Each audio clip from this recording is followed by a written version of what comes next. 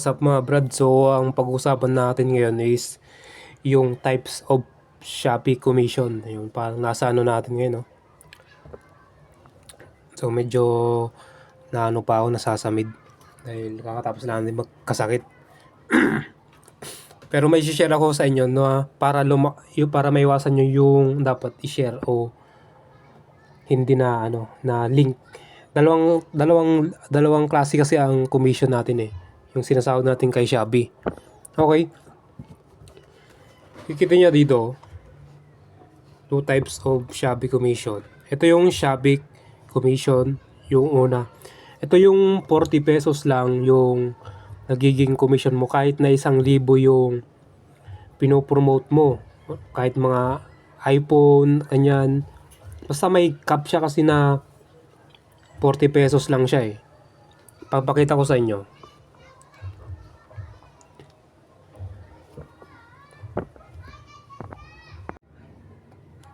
Okay, so andito tayo ngayon sa Shopee. Hanap tayo ng phone, kunwari iPhone. Type natin iPhone 13. Yan o. Kita nyo ba? Medyo malabo. Yan o. iPhone 13. Tingnan nyo, 27,000. Tapos 10K yung bumili na. Pag clinic nyo yung share na yan, yung arrow na yan, may cap po yan o. 40 pesos lang o. Nakita nyo? Hindi na yan lalaki guys, mga brad.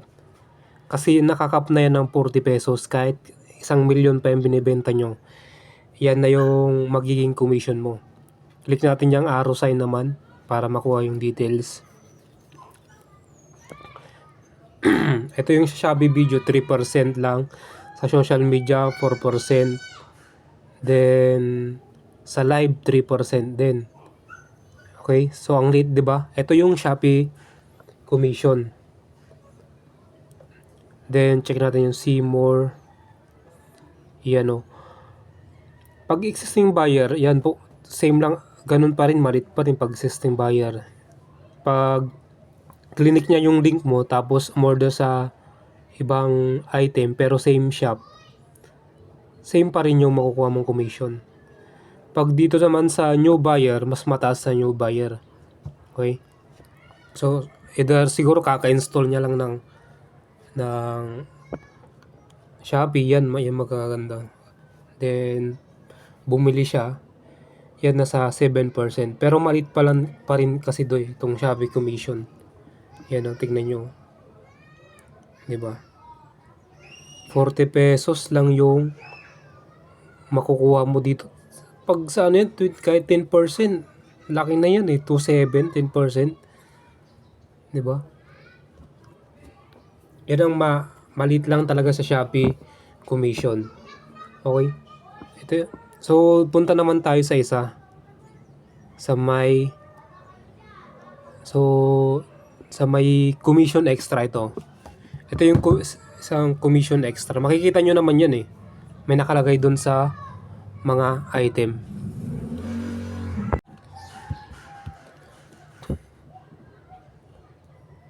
Okay, so punta naman tayo sa isa.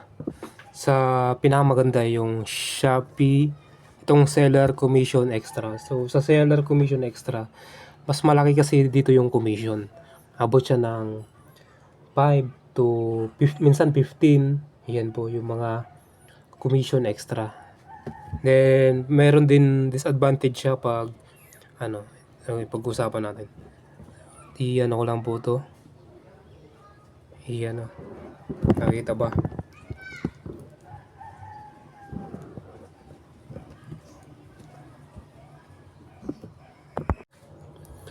Okay, so ito yung nag-search tayo ng isang product ni Redmi Note. Tingnan nyo, so nakita nyo 12,499 yung niya. Basta pag pag nakita nyo yung commission extra, yan ang magagandang i-share. Okay? Yan yung magandang i-share. Okay, so Click natin yan. Check natin yung magkano yung magiging commission natin. Check muna natin dito. 0 sold. Pero for example lang to, pero pwede kayong tumingin ng ibang product yung maraming sold na. Tingnan nyo, 539. Si seller po ang nag-set niyan. 539 yung makukuha mong commission once na nakapag-solve ka ng isang item ng isang cellphone na to. Okay? So ito yung mga details to. Pag sa Shopee video, okay, for 4%, then sa seller, then sa Shopee commission 3%, sa social media 4% naman, then 8 sa social media. Sa Shopee Live naman 4% to 3%. So click natin yung see more para makita natin na lahat. Ayan, seller commission. Dito naman yung existing buyer. Ito yung matagal ng buyer. Okay, sa Shopee video 3% siya. So kasama pa rin yung ano dyan. Yung may kasama pa rin 3% dyan. Ayan, kasi commission extra to eh. So mas malaki yung commission na makukuha nyo. Okay. Medyo madilim ba? Then dito naman sa new buyer, mas malaki. Ito, mas malaki pa talaga sa new buyer. Plus 7% commission siya. So parang ma-add siya ng 4, ganun. Basta once na bumili siya sa link nyo, yun automatic yun. Kahit na bumili siya ulit, kunwari clinic niya yung link nyo, tapos hindi siya natuloy bumili siya sa ibang seller. Kunwari bumili siya ulit dito, may commission pa rin kayo makukuha. Ito, may commission extra pa rin. Basta once, 7 days lang yung 7 days lang yung credit na. Once after 7 days, tapos hindi pa siya nakapag-check out, wala na po yun. Dapat ma-check out na siya before 7 days para makuha nyo yung commission extra. Okay? So yan ang mga magandang i-promote, commission extra. Malalaki po yung commission yan. Nga lang, but 7 days dapat ma-check out na yung link na in-order niya. Yun lang ang bad side nun. So yung iba may 13% ang laki Check natin yan. Parang tong Aura Share, check natin kung magkano yung magiging commission. Ang laki 77 pesos yung magiging commission mo. Basta commission extra po yung shinare nyo po. Click nyo lang yung details. Makikita nyo dito. Yun, 10%. Tapos sa Shopee commission 3%. Tapos 4% din. So yan, malaki yung pinigay ni seller dito. Siya po nagsiset dyan. Ito naman si Shopee. Okay. Makikita nyo dito. Yan.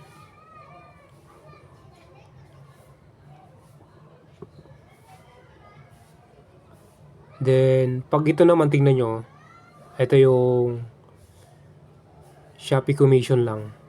3%, baba.